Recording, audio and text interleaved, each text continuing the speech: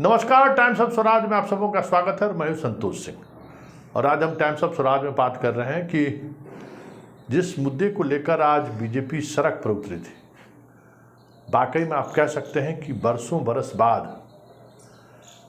BJP के 80 वर्ष का कार्यकर्ता हो या 18 वर्ष का कार्यकर्ता हो, 80 वर्षीय नेता हो या 18 वर्ष का नेता हो, सड़क पर दिखाई दिया और लाठी भी खाया।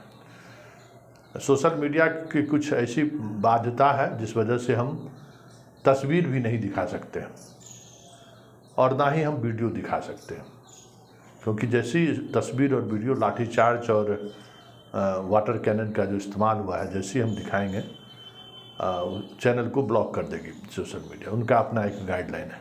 लेकिन ज़रा चीज़ों को समझिए कि जिस इशूज़ को लेकर आज बीजेपी के नेता सड़क पर उतरे थे, क्या 3 इशू था।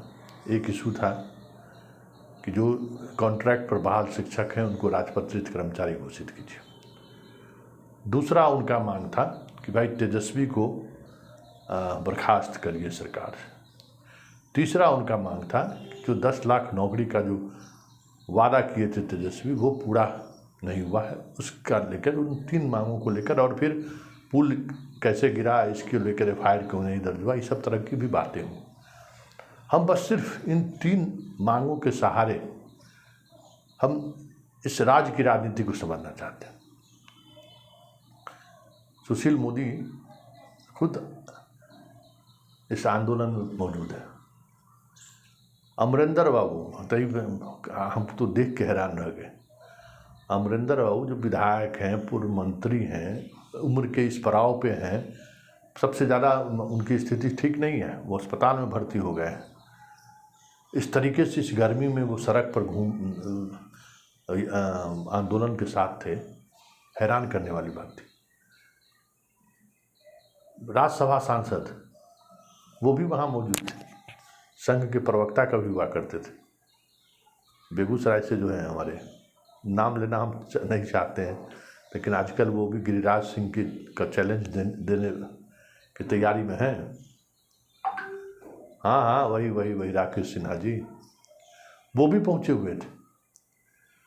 मतलब तमाम ऐसे नेता इस प्रोटेस्ट मार्च में, विधानसभा मार्च में पहुँचे हुए थे, जो बीजेपी के पुराने नेता भी हैं या यंग नेता भी हैं। मतलब दोनों पीढ़ी अपनी मजबूती दिखाने को आतुर था और उसका दिखा भी। आप देखेंगे कि ऋतुराज सिन्हा से लेके अमरिंदर बाबू तक लोग पहुंच गए, तब आप समझ ही सकते हैं कि क्या समा रहा होगा। लेकिन जिन 3 मुद्दों को लेकर जो ये सड़क पर उतरे हैं, जरा पहले रामकृपाल सुशील मोदी जो बीजेपी के नेता हैं, जरा इनकी बात आप सुन लीजिए। सरकार तानाशाह हो गया है, तानाशाह हो गया है, सबको मारने का काम किया। ये पूरी की पूरी तौर पर लोकतंत्र की जनता है। इमरजेंसी लागू हो गया है, इमरजेंसी लागू हो गया है। नीतीश कुमार की गुंडागर्दी नहीं चलेगी, लोग सुशीलता नहीं किया जाएगा, नहीं करने दिया जाए।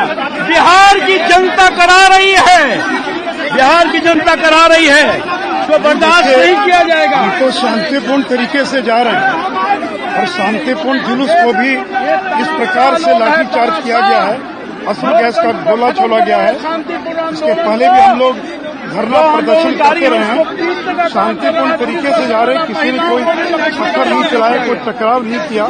इसके बावजूद जो है शांतिपूर्ण ढंग से आंदोलन हो रहा है, और बीच में ही पुलिस से किसी से लाठीचार्ज किया है, हमारे सैकड़ों लोगों को घायल कर दिया है।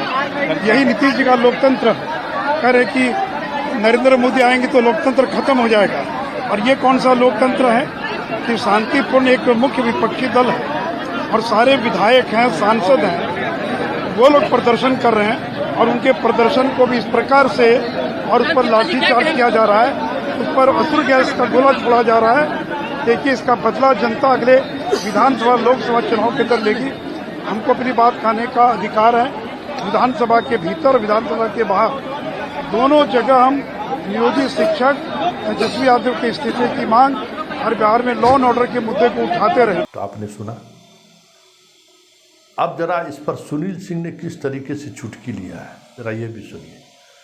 और उनके बात उन्होंने चुटकी में ली है, लेकिन आज के इस कार्यक्रम की सफलता के पीछे ये एक वजह है, ऐसा मेरा भी मानना है। जरा सुनिए सुनील सिंह क्या कह रहे हैं।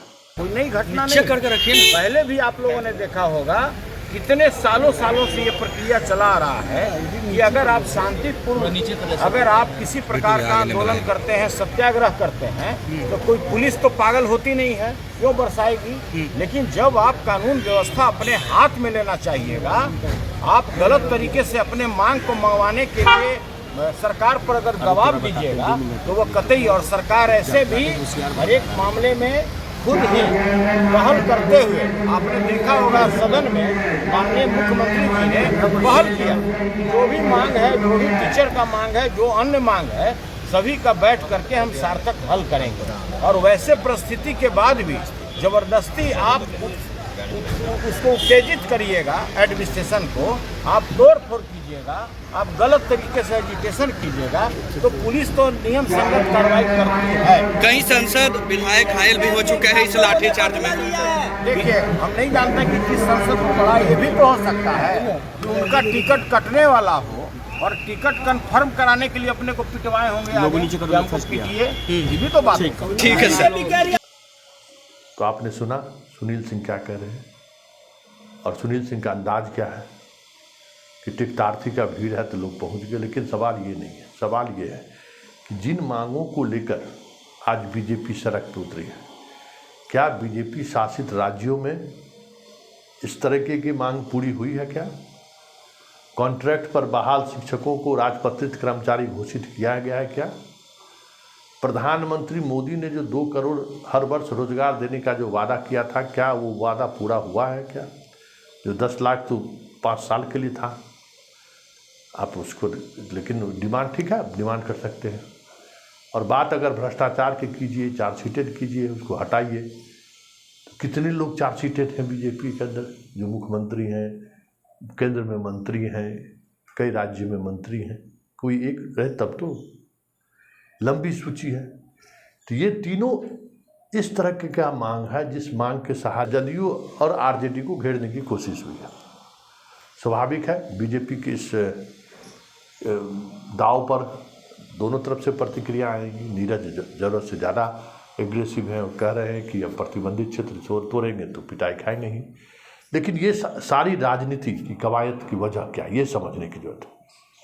जरा इसको समझिए, क्योंकि आज बीजेपी वर्षों बाद 2005 से तो 2022 तक तो सत्ता में यही रहे हैं। 3 वर्ष उधर कर दीजिए, 13 से 17, 4 वर्ष करीब कर दीजिए, 1 वर्ष इधर, 5 साल हटा दीजिए, बाकी समय तो बीजेपी और जदयू सत्ता में रही है। और वो सत्ता में इस तरीके की रही है कि अब किसी ऐसे नीतिगत निर्णय में बीजेपी का योगदान नहीं हो ही नहीं सकता है। सुशील मोदी तो कहते थे ना कि इन लोगों को कुछ नहीं मिलेगा। वित्त मंत्री के रूप में कई बार वो बोल चुके हैं कि जो मिल रहा है यही बहुत है। लेकिन ये सब अलग बात है। जो मुख्य बातें हैं, जिन बातों को लेकर ये सियासत चली जा रही है, इसकी वजह क्या है, जरा इसको समझिए। सम्राट चौधरी प्रदेश अध्यक्ष बनने के बाद प्रदेश बीजेपी के नीतिगत निर्णयों में आक्रामकता आई है। ये बात इससे आप इनकार नहीं कर सकते। मतलब मंगल पांडे का दौर जब खत्म हुआ तो नित्यानंद राय के दौर में थोड़ी आक्रामकता आई। संजय जायसवाल के दौर में उससे थोड़ा और अधिक आक्रामकता आया। लेकिन सम्राट चौधरी के दौर में वो सारे लिमिट क्रॉस कर चुके हैं आक्रामकता का।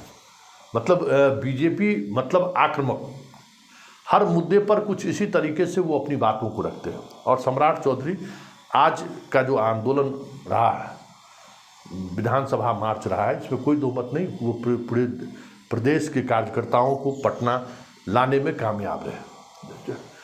जितने ही लोग आए हों, लेकिन लोग आए और मजबूती के साथ उस प्रोटेस्ट मार्च में शामिल हुए। प्रोटेस्ट मार्च की सफलता पर सवाल खड़े नहीं किए जा सकते। लाठी खाए हैं, कैनन गैस खाए हैं, आंसू गैस के भी गोले छोड़े गए हैं, सब कुछ हुआ है।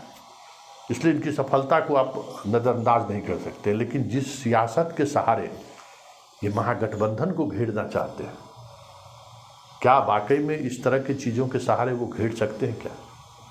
क्योंकि ये जो आंदोलन है, इस आंदोलन के पीछे जो लोग हैं वो तो पहले से ही बीजेपी के साथ हैं। इस आंदोलन से क्या नए लोग बीजेपी के साथ जुड़ेंगे क्या? बड़ा सवाल यही है। और जिन मुद्दों को लेकर ये आज सड़क पर उतरे हैं, क्या उन मुद्दों के सहारे बीजेपी नए लोगों को जोड़ पाएगी क्या? ये भी बड़ा सवाल है। क्योंकि शिक्षकों को लेकर वैसे ही आक्रोश है लोगों में कि शिक्षक पढ़ाई से दूर रहते हैं, राजनीति ज़्यादा करते हैं। शिक्षक को लेकर समाज में कोई हमदर्दी नहीं है। जो शिक्षक बन गए हैं, उनके आस पड़ोस के जो लोग हैं, उनके शिक्षा के प्रति दुराग्रह से वैसे ही वो गुस्से में रहते हैं। और अधिकांश ऐसे लोग शिक्षक बने हैं जो उसके पात्रता नहीं है, जो जिस वजह से नीतीश की आलोचना होती। तो ऐसे में आप उनकी लड़ाई लड़ रहे हैं जिनसे समाज का एक बड़ा वर्ग, हर अभिभावक जो सरकारी स्कूल में अपने बच्चों को पढ़ाता है, वो इन सब मास्टर साहब से खफा है। तो आप कैसे वर्ग को जोड़ पाएंगे, ये आप समझ सकते हो। इस राजनीति को समझिए। दूसरी बात भ्रष्टाचार को लेकर करिए। तो बीजेपी भ्रष्टाचार के मामले में किस तरीके की राजनीति करती रही है लोग बेहतर जानते हैं। इससे पहले भी कई तरह की चीज़ें बिहार में हुई हैं। लालू परिवार पर कई बार हमले हुए हैं। मतलब ईडी और सीबीआई के कुछ रिजल्ट तो सामने आया नहीं है। चारा घोटाला छोड़ के बाकी किसी मामले में कोई रिजल्ट नहीं आया, ये सबको पता है। तो भ्रष्टाचार को भी जिस तरीके से बीजेपी इशूज बना रही है, ये इशू बन पाएगा कि नहीं कहना मुश्किल है। और बात अगर रोजगार की करें तो पूरे देश में सबसे ज़्यादा रोजगार की अगर आंकड़ों में बात करें तो भारत सरकार की तरफ से रोजगार दी जाती है। 2014 से लेकर 2022 के बीच 23 में तक कितने लोगों को उन्होंने रोजगार दिया। और रोजगार के सहारे बीजेपी किस चेहरे को लेकर जनता के बीच जाएगी, ये भी बड़ा सवाल है ना। क्योंकि रोजगार को लेकर तो बीजेपी खुद कटघरे में खड़ी है। बेरोजगारी उनके सामने, बेरोजगारी मुद्दा है, विपक्ष का मुद्दा ही बेरोजगारी है, महंगाई है। उस मुद्दों को लेकर कैसे बीजेपी बिहार में जनता के बीच जाएगी? सीधा सवाल जनता से करेगी इनसे, 2 करोड़ का आपने क्या किया? रेलवे की वैकेंसी बंद है, बैंक की वैकेंसी बंद है, एसएससी एलडीसी यूडीसी का वैकेंसी बंद है, बहाली प्रक्रिया पूरी तरह से बाधित है। जिनको जो परीक्षा दिए हुए 2 साल हो गए, उनका रिजल्ट अभी तक नहीं हुआ है। सेना की बहाली अग्निवीर में बदल गई है।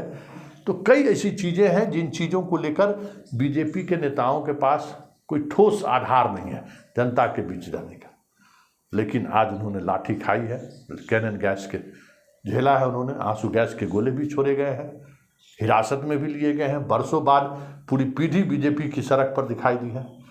अब इसका कितना असर होगा आने वाला वक्त बताएगा। लेकिन इतना तय है कि सम्राट चौधरी ने इस विधानसभा मार्च के सहारे बीजेपी कार्यकर्ताओं में एक नई तरीके का ऊर्जा का संचार करने में जरूर कामयाब होता हुआ आज वो दिखाई दिए। अब उसका असर चुनावी राजनीति पर क्या पड़ेगा कहना मुश्किल है, या फिर बहु स्थानीय स्तर पर किस तरीके से राजनीति को प्रभावित करेंगे ये भी कहना जल्दबाजी होगा।